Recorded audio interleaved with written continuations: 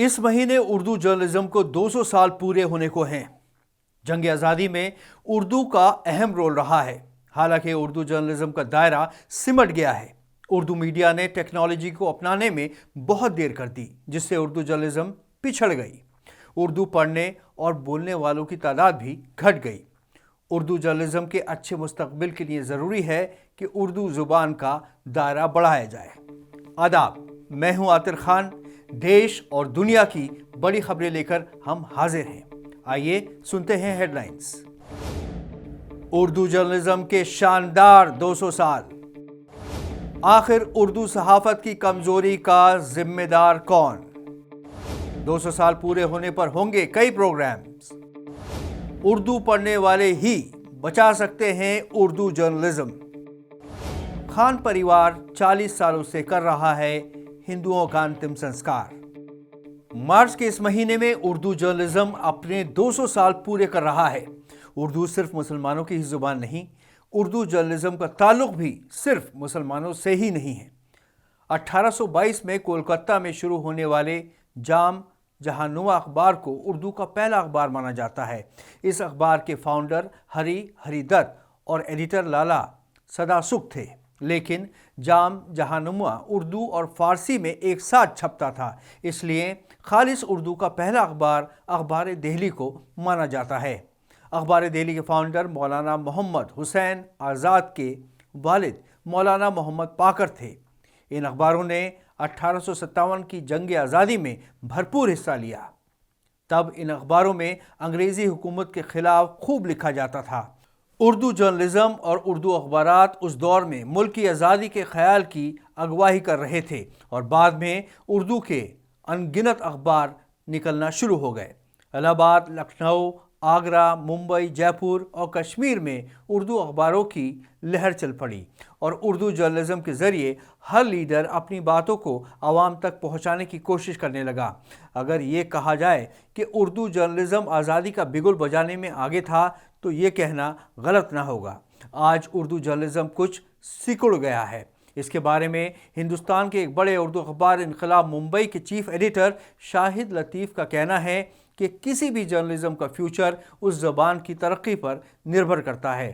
اگر زبان ترقی کرے گی تو اردو جرنلزم کا مستقبل بھی روشن ہوگا۔ آج کے مشکل دور میں بھی اردو کے انقلاب، راشٹر سہارا، سیاست، منصف، سالار، اعتماد، اردو ٹائمز، اخبار مشرق اور کشمیر عظمیٰ جیسے اخبار اپنا وجود کو برقرار رکھے ہوئے ہیں۔ آزادی سے پہلے اردو جرنلزم اپنے سنہرے دور سے گزر رہا تھا، لیکن ہندوستان میں جیسے جیسے اردو پڑھنے والوں کی تعداد کم ہوتی گئی، ویسے ویسے اردو اخباروں کی تعداد بھی کم ہوتی گئی، کیونکہ اردو زبان اور اردو جرنلزم کا چولی دامن کا ساتھ ہے۔ پرنٹنگ میں نئی ٹیکنالوجی آنے کے بعد انگریزی سمیت دوسری زبانوں کے اخبار تو آگے بڑھتے رہے، لیکن اردو اخباروں میں نئی ٹیکنالوجی بہت دیر سے آئی۔ اس کے علاوہ اردو اخباروں کے مالکان نے نئی ٹیکنالوجی کی پلاننگ اور اسے اپنانے میں خاص دلچسپی نہیں دکھائی۔ یہی وجہ رہی کہ چند بڑے اخباروں کے علاوہ زیادہ تر چھوٹے اخبار تو بند ہو گئے۔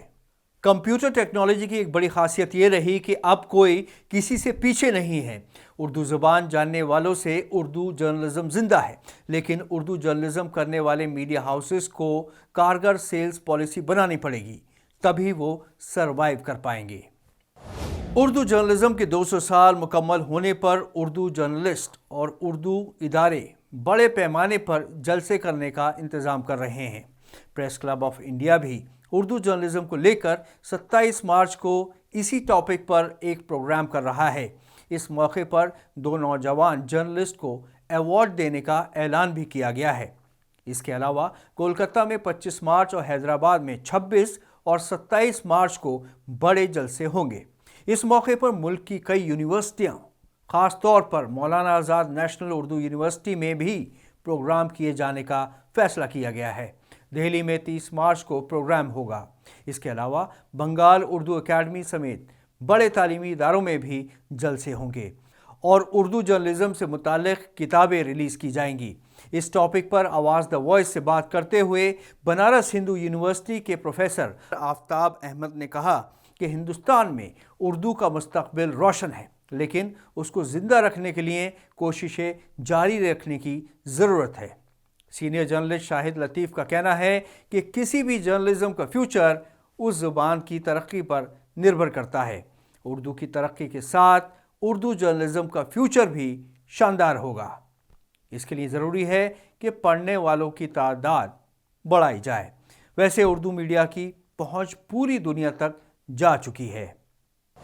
उर्दू जर्नलिज्म में 200 साल की तारीख में जिन शख्सियतों का इससे ताल्लुक़ रहा है उन्हें भी हमें याद रखना चाहिए, ख़ास तौर पर वो जो अंग्रेज़ी सरकार के जुल्म का निशाना बने। मौलवी मोहम्मद पाकर शहीद से लेकर मौलाना मोहम्मद अली जौहर, मौलाना अबुल कलाम आज़ाद, मौलाना हसरत मोहानी, लाला लाजपत राय और ऐसे ही उर्दू के दीगर जर्नलिस्ट को याद किया जाना चाहिए।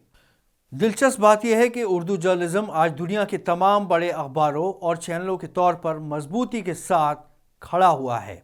उर्दू जर्नलिज्म मुसलमानों तक पहुंचने और उनको समझने का बहुत बड़ा ज़रिया है। मुल्क में उर्दू जर्नलिज्म के ज़रिए लोग के दरमियान तालमेल बनाने के लिए अच्छा ज़रिया साबित हो सकता है। हम इससे एक दूसरे के मसलों को भी बेहतर समझ सकते हैं, लेकिन ज़रूरत है उर्दू मीडिया को कंस्ट्रक्टिव और पॉजिटिव रोल अदा करने की। आवाज़ द वॉइस उर्दू इसी तरह की जर्नलिज्म का एक हिस्सा है। इंदौर मध्य भारत का महत्वपूर्ण ऐतिहासिक और सांस्कृतिक नगर है।